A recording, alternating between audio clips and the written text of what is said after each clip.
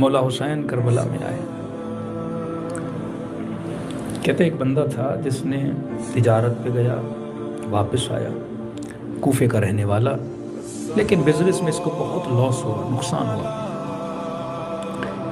گھر پہنچا. اب ظاہر ہے جن کے چھوٹے بچے اور بچیاں ہوتی ہیں، باپ جب سفر پہ جاتا ہے تو بیٹیاں باپ سے بڑا پیار کرتی ہیں، انتظار کرتی ہیں کہ بابا کب آئے گا. کہتا بیٹی کے لیے کچھ لے کر نہیں آیا کیونکہ میں نے بہت لاس اٹھایا تھا، خالی ہاتھ. گھر جب گیا تو صحن میں بیٹی بیٹھی تھی اور جیسے نگاہ مجھ پہ پڑی دوڑی آئی اور مجھ سے لپٹ گئی. اب میں یہ سوچ رہا تھا کہ بیٹی کچھ مانگے گی کہ بابا میرے لیے کیا لائے ہو اتنے لمبے سفر سے، لیکن بیٹی نے یہ نہیں پوچھا.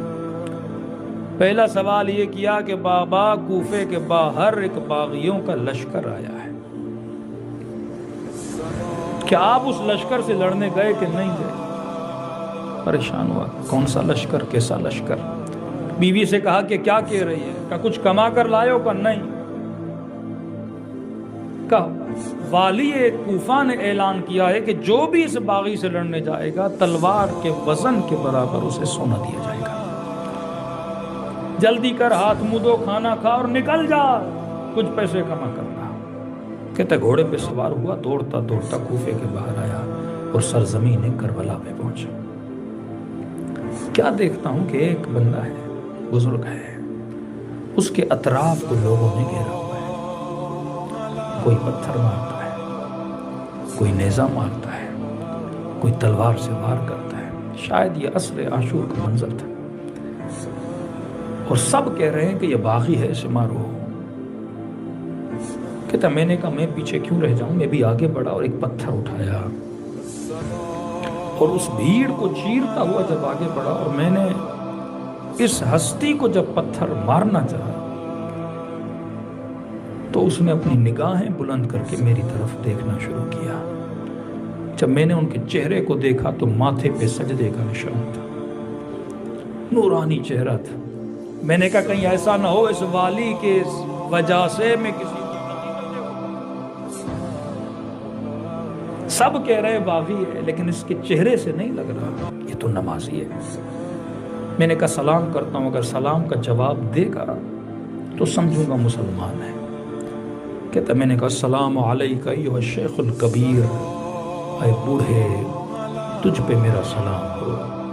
کا یہ کہنا تھا، ایک خوشی سی اس کے چہرے پہ آئی اور کہا وعلیک السلام، تجھ پہ بھی میرا سلام ہو. یہ بتا تو مجھے مارنے کے لیے کیوں آیا ہے؟ میں نے کہا آپ مجھے جانتے ہیں؟